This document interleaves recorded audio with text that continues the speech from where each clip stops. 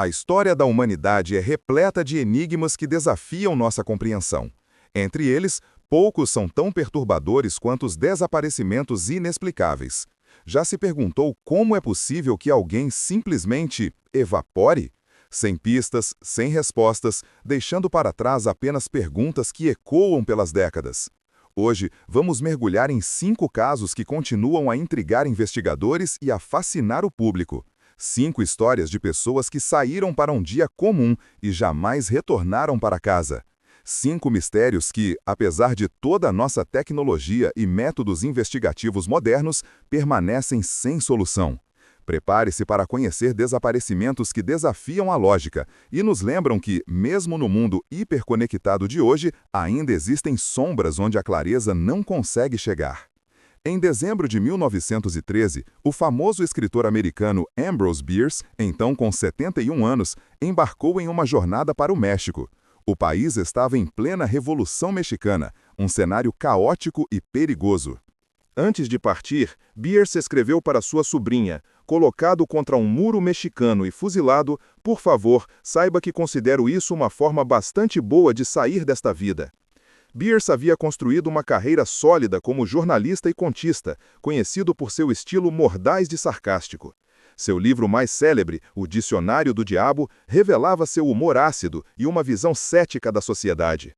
Ironicamente, o homem que escreveu contos sobrenaturais sobre desaparecimentos acabaria ele próprio se tornando o protagonista de um dos sumiços mais intrigantes da história. A última evidência concreta de sua existência foi uma carta datada de 26 de dezembro de 1913, enviada de Chihuahua, México. Depois disso, o silêncio. Nenhum corpo, nenhuma confirmação de morte, apenas especulações. Diversas teorias surgiram ao longo dos anos. Alguns acreditam que Bierce tenha sido morto durante a Batalha de Ojinaga, em janeiro de 1914. Outros sugerem que ele pode ter cometido suicídio, considerando suas frequentes menções à morte em seus escritos. Há ainda quem defenda que o escritor simplesmente escolheu desaparecer, cansado da vida pública. O que torna o caso de Bierce particularmente fascinante é a ironia de seu destino. O autor de Um Incidente na Ponte de Owl Creek, um conto sobre um homem que imagina sua fuga da morte, viu-se envolvido em um mistério tão estranho quanto suas próprias ficções. Mais de um século depois, seu paradeiro permanece desconhecido, como se a realidade tivesse decidido imitar a arte de forma cruel.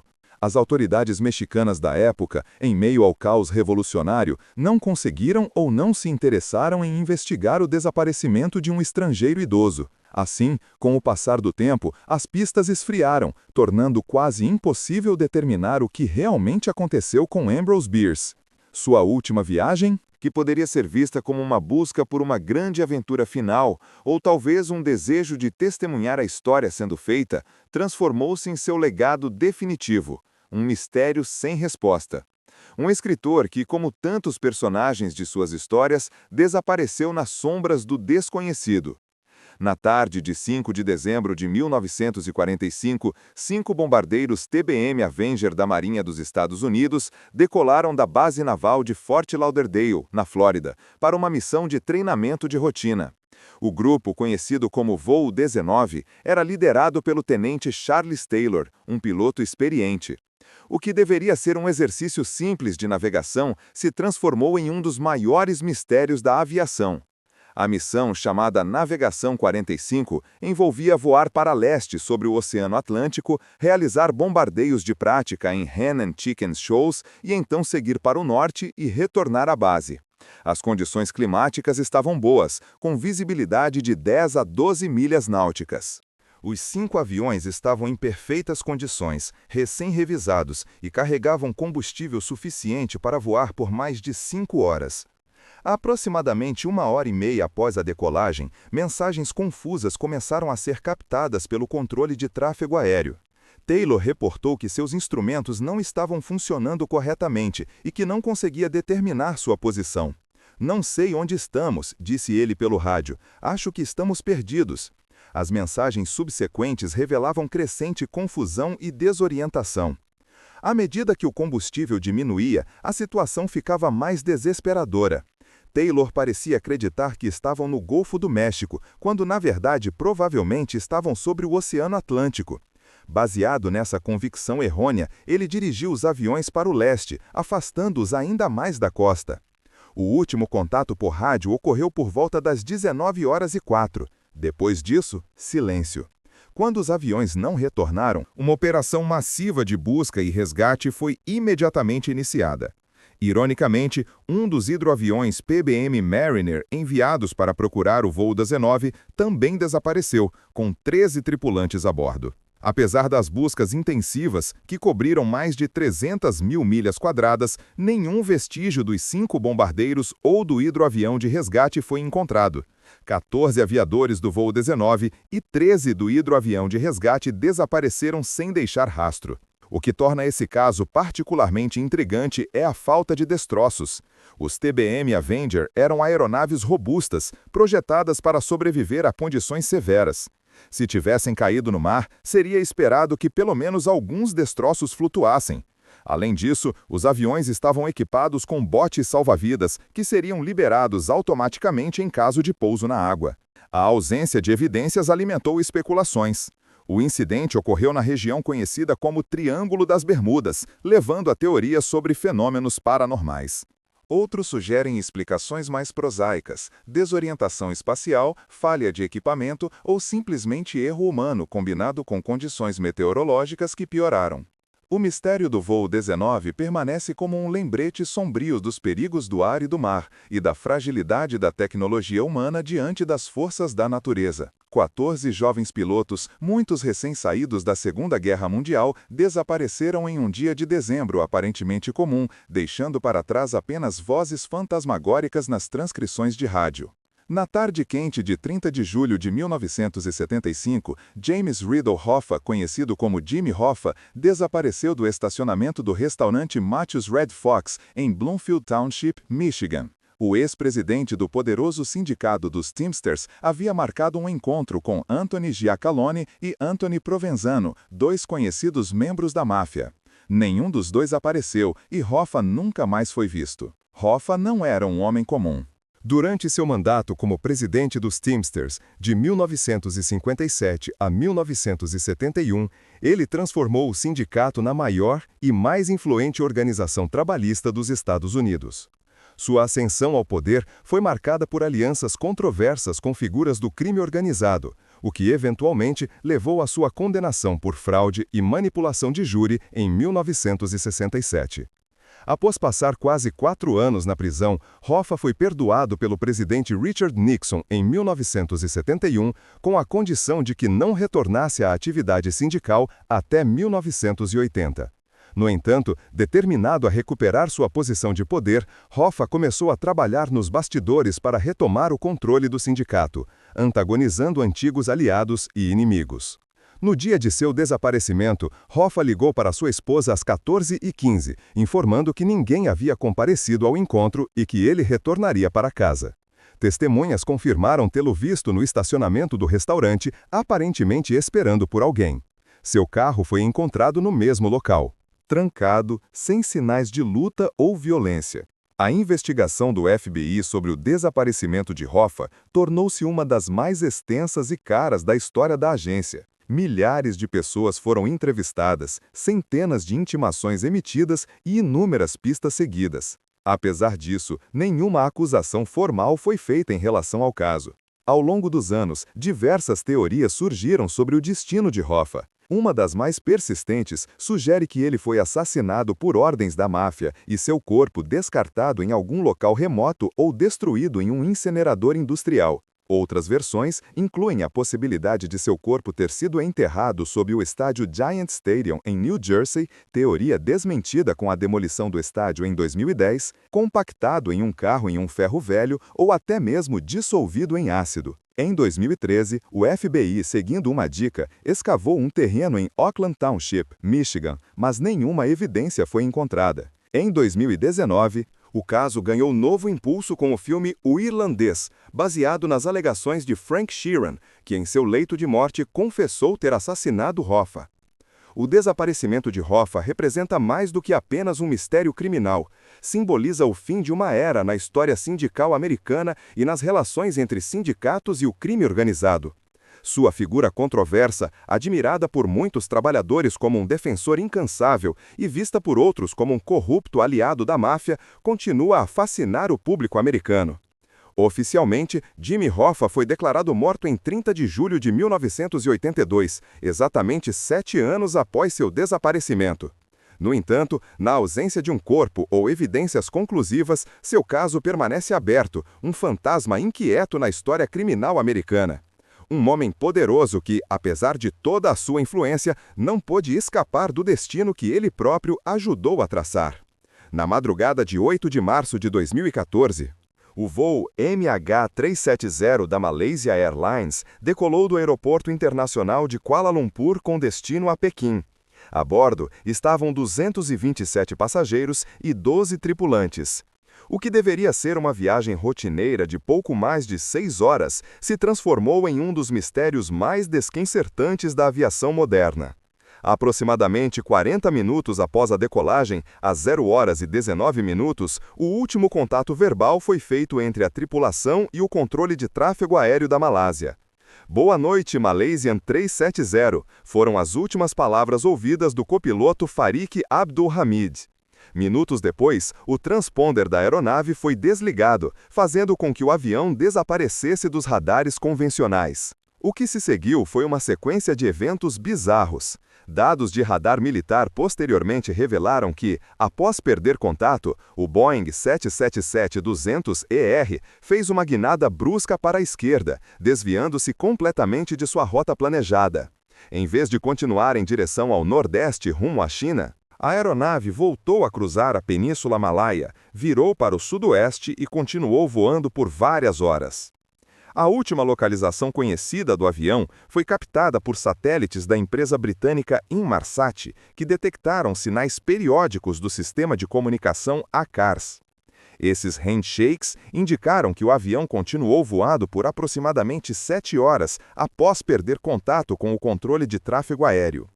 A análise desses dados sugeriu que o NH370 terminou seu voo em algum lugar do sul do Oceano Índico, a oeste da Austrália.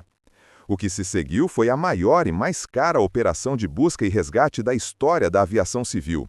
Mais de 20 países participaram, utilizando navios, aviões, submarinos e tecnologia de ponta. Apesar disso, nenhum vestígio do avião foi encontrado nos primeiros dias após seu desaparecimento. Em julho de 2015, um fragmento de asa conhecido como flaperon foi descoberto na Ilha Reunião, território francês no Oceano Índico. Análises confirmaram que a peça pertencia ao MH370. Nos anos seguintes, mais de 30 peças de destroços, confirmadas ou prováveis, foram encontradas nas costas de Moçambique, África do Sul, Madagascar e ilhas do leste africano, todas consistentes com a teoria de que o avião caiu no Oceano Índico. Apesar dessas descobertas, a fuselagem principal, as caixas pretas e a vasta maioria da aeronave nunca foram localizadas. Em janeiro de 2017, após quase 3 anos e usados 160 milhões gastos, as buscas oficiais foram suspensas. Uma tentativa privada posterior, conduzida pela empresa Ocean Infinity em 2018, também terminou sem sucesso. O que torna o caso do MH370 particularmente perturbador é a aparente intencionalidade por trás de seu desvio. O desligamento do transponder, a mudança de rota e a duração do voo sugerem ações deliberadas, possivelmente de alguém com conhecimento avançado dos sistemas da aeronave. No entanto, investigações extensivas sobre a tripulação, incluindo o capitão Zahari Ahmad Shah, não revelaram motivos claros para um possível ato intencional. Numerosas teorias surgiram para explicar o desaparecimento, desde sequestro, suicídio do piloto, incêndio a bordo, despressurização, falha catastrófica, até intervenção militar e até mesmo teorias conspiratórias envolvendo alienígenas ou buracos negros. Cada teoria tem seus defensores e detratores, mas nenhuma conseguiu explicar satisfatoriamente todos os aspectos do desaparecimento.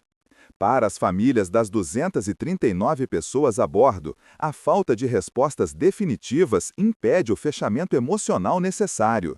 Muitos continuam a pressionar por novas buscas e investigações, recusando-se a aceitar que seus entes queridos possam nunca ser encontrados. Na tarde chuvosa de 24 de novembro de 1971, véspera do Dia de Ação de Graças, um homem de meia idade embarcou no voo 305 da Northwest Orient Airlines, de Portland para Seattle.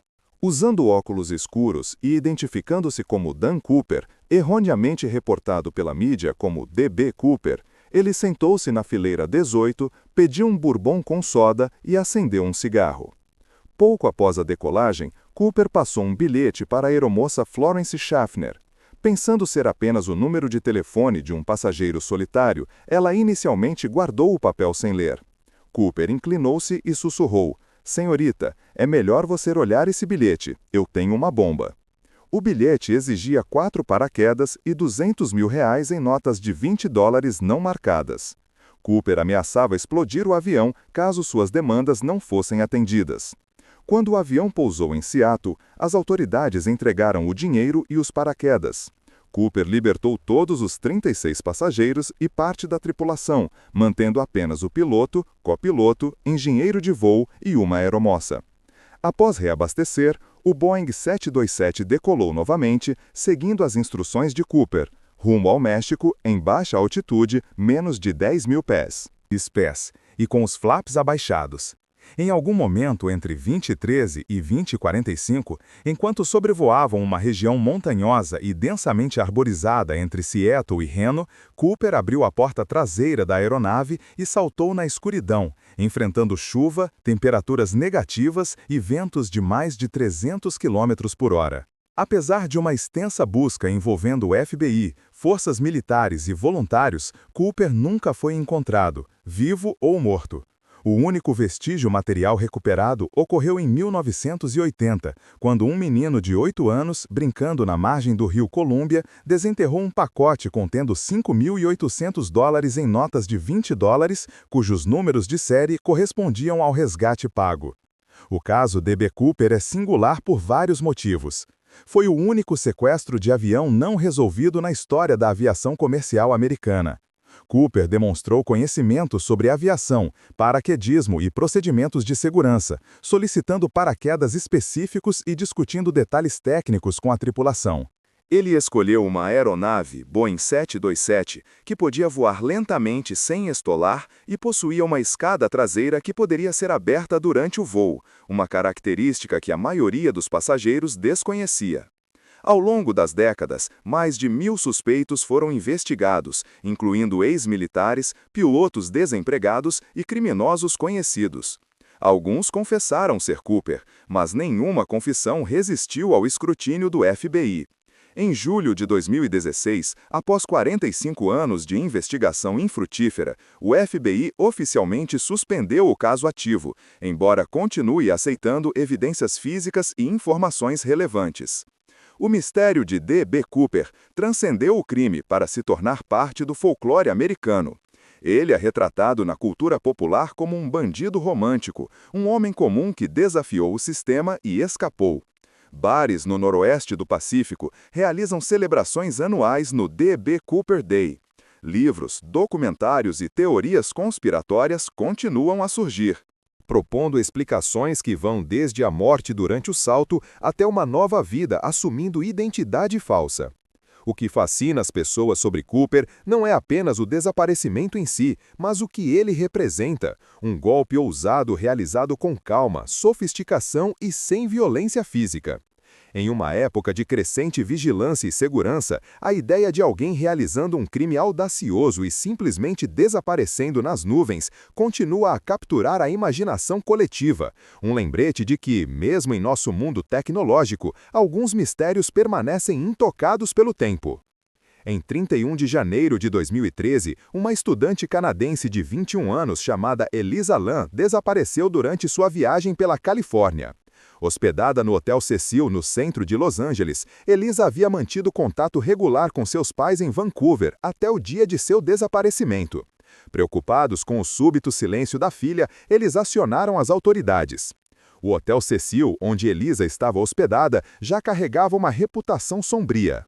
Construído na década de 1920 como um estabelecimento de luxo, o hotel havia decaído com o tempo, tornando-se conhecido por sua clientela transitória e por uma série de incidentes macabros, incluindo suicídios, assassinatos e até mesmo hospedando serial killers notórios como Richard Ramirez, o Night Stalker.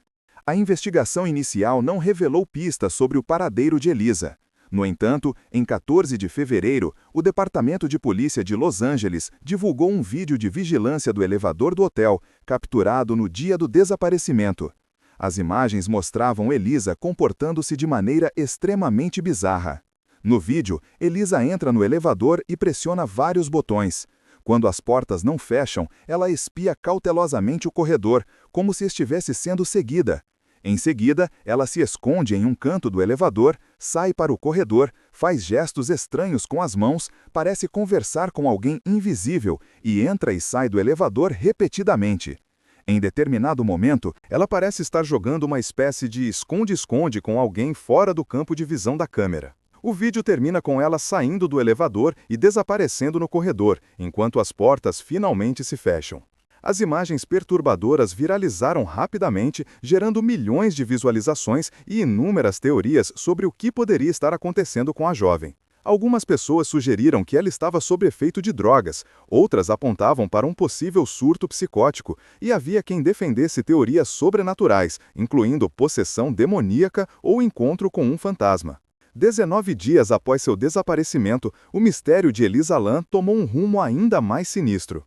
Hóspedes do hotel começaram a reclamar de problemas com a água, baixa pressão, coloração escura e gosto estranho. Em 19 de fevereiro, um funcionário de manutenção verificou os tanques de água no telhado do hotel e fez uma descoberta macabra. O corpo de Elisa flutuava dentro de um dos tanques. A autópsia não encontrou evidências de trauma físico ou agressão sexual. A causa oficial da morte foi determinada como afogamento acidental, com transtorno bipolar como fator contribuinte. Elisa tinha histórico de transtorno bipolar e tomava vários medicamentos para controlar sua condição, incluindo Wellbutrin, Lamictal, Seroquel e Effexor. No entanto, muitas questões permaneceram sem resposta. Como Elisa conseguiu acessar o telhado, que supostamente era mantido trancado e alarmeado? Como ela conseguiu abrir a pesada tampa do tanque de água e entrar nele sem deixar vestígios? Por que ela se despiria e entraria voluntariamente em um tanque de água escuro? O caso de Elisa Lam capturou a imaginação pública de uma forma raramente vista em desaparecimentos. Coincidências inquietantes alimentaram teorias conspiratórias. O teste para tuberculose chamado Lam-Elisa, uma inversão de seu nome. Um surto de tuberculose entre moradores de rua nas proximidades do hotel e as semelhanças com o enredo do filme de terror Dark Water, de 2005. O Hotel Cecil, posteriormente renomeado para Stay on Main, fechou para reformas em 2017 e foi declarado um marco histórico de Los Angeles. O local continua a atrair entusiastas do sobrenatural e turistas macabros, fascinados pela trágica história de Elisa Lam. O que torna este caso particularmente perturbador é a justaposição entre a explicação oficial, um acidente resultante de um episódio psicótico, e as numerosas inconsistências e coincidências que parecem desafiar uma interpretação puramente racional. O vídeo do elevador, com seu comportamento inexplicável, continua a assombrar quem o assiste, um lembrete visceral de que mesmo em locais públicos, cercados por pessoas, alguém pode estar à beira do abismo sem que ninguém perceba ou intervenha. 5 histórias. 5 desaparecimentos que continuam a desafiar nossa compreensão do possível. De Ambrose Bierce, que se desvaneceu nas brumas da Revolução Mexicana, a Elisa Lam, cujo comportamento estranho em um elevador ainda perturba quem assiste às imagens. Cada um desses casos nos confronta com a fragilidade de nossas certezas e com os limites de nossa capacidade investigativa. Por mais que avancemos tecnologicamente, por mais sofisticados que sejam nossos métodos forenses, alguns mistérios parecem destinados a permanecer sem solução. Talvez seja isso que tanto nos fascina nessas histórias. Elas nos lembram que o desconhecido ainda existe, que nem tudo pode ser explicado, categorizado ou resolvido. E quem sabe, em algum momento futuro, alguma peça perdida desses quebra-cabeças seja encontrada, lançando nova luz sobre enigmas que, por enquanto, permanecem adormecidos nas sombras do tempo, à espera do dia em que finalmente revelarão seus segredos.